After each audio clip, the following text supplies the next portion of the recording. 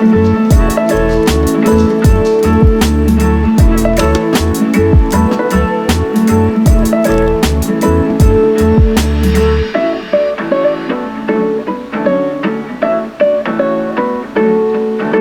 guys, good morning. So, just enjoying some coffee now. My friend and client got me this mug. I think she just wants me to give her less Stairmaster time, but whatever. It's a good mug. I dig it. I'm kind of a mug person. I'm not like a collector, but maybe in the future I will be. I just like them because I like coffee. So today, I'm excited because we are doing this podcast with Leslie Cole, MD, and she is an addiction physician and the creator of the Beyond Emotional Eating program. And this is the type of guest that I've been wanting to have on the podcast for a really long time, to touch on the emotional aspect, the psychology behind emotional eating, and this is what she specializes in. She reached out to us, and it just, I'm excited because this is a topic that is not discussed enough, and I think we're just kind of just starting to find how much of a role this plays in our current eating habits and health and all that stuff. So that's on for today. I'm gonna finish up some work for this morning, get in some steps, and see you when I see you. Alright, podcast is complete. Now it's time for lunch. I'm a little bit of a pinch I'm in a pinch for time. Did I say that right? That sounds weird. I'm hungry. My brain is not working now.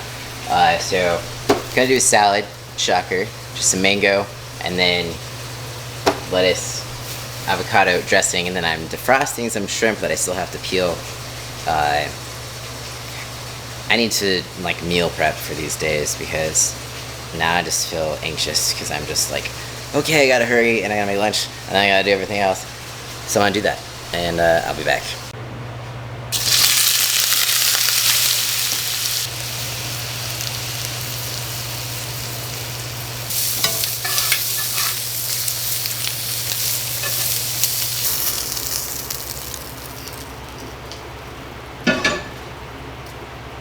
Okay, so this is lunch. It is done.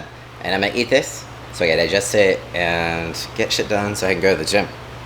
See you probably many hours later. Okay, finally back from the gym. It's pretty late. It's currently 7:30. I had a really busy day. Just a lot. It was a lot. So, for dinner, cooking this up. I'm really hungry. Where's the lid? I need my lid for my... Okay. So I'm steaming some broccoli, obviously. And then over here, I've got some leftover shredded chicken, but it's not quite enough protein, so using egg whites for the extra protein just to be able to hit what I need to hit. And then I'm making my protein frosty because I like to make it beforehand, and then I put it in the freezer while I'm eating so that it's nice and cold when I am done with dinner. And I hate when ice cream or a shake starts to melt faster than you can eat it because I don't like drinking them. I like a little bit of a little texture to it, and I'm not really an ice cream person, to be honest. But right now I am with this frosty because it's really filling. It just really hits that sweet spot. So when you're in a calorie deficit, it's just kind of the perfect combo. So I've been doing that every day. I just put the recipe out on my Instagram today, which if you're not following me on Instagram, today's the day to do it. So you can get that recipe. I'll link it down below or wherever. But you should try the recipe. Let me know what you think.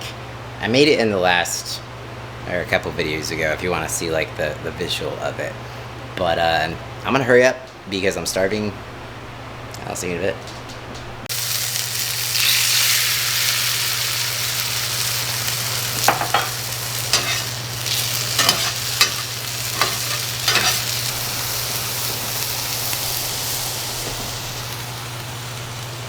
so this is dinner. Carly, why do you always want my food?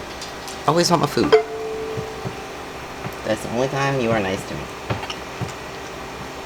She's like a cat, so whenever I try to like be affectionate, I just annoy her, and then she just leaves and goes in her cage. But when you got food, that's the secret.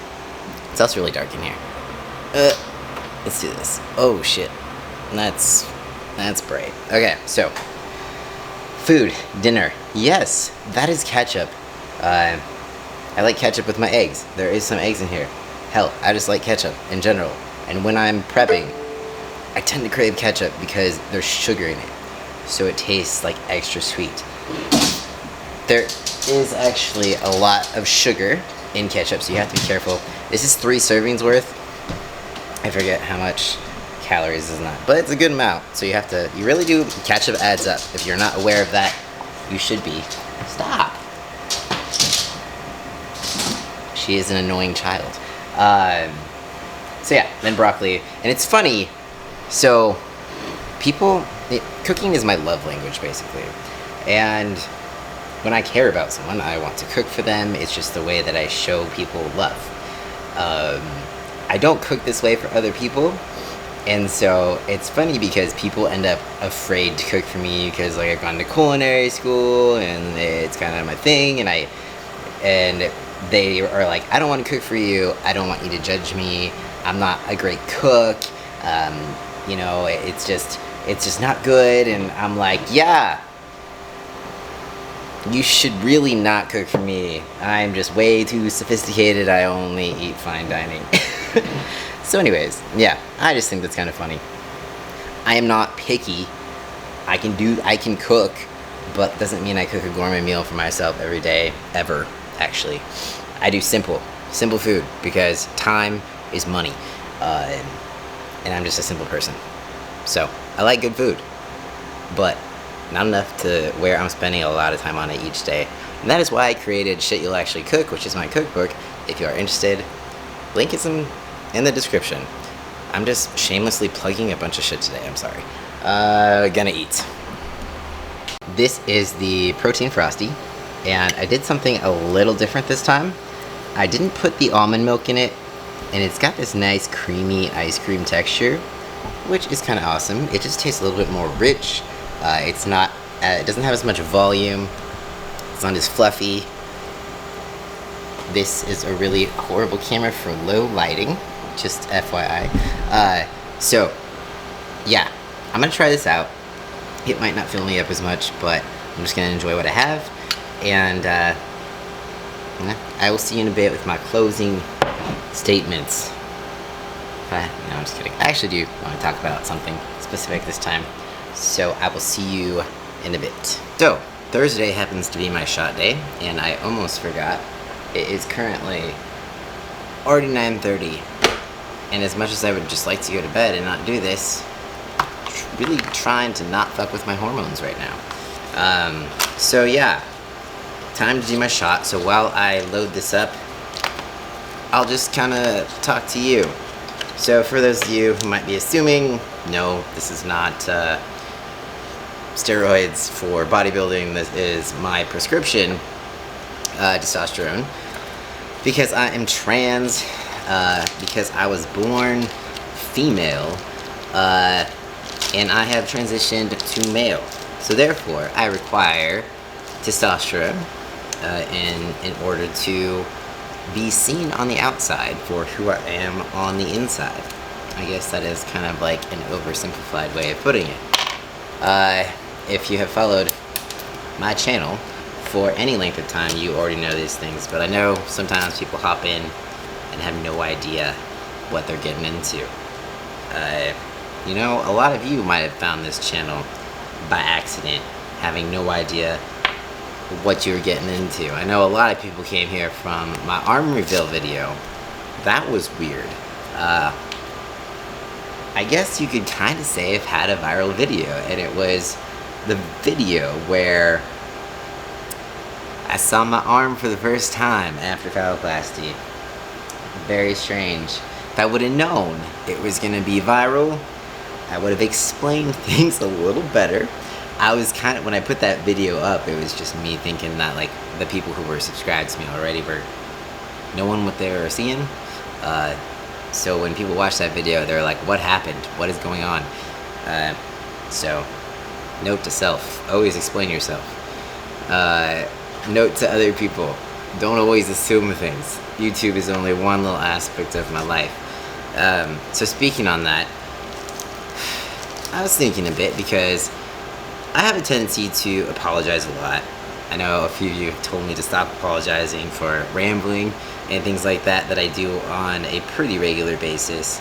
And I kind of, took that a little bit farther, and I was like, yeah, they're right. I do over apologize a lot. And, it's even something friends have told me, like, yo, stop apologizing.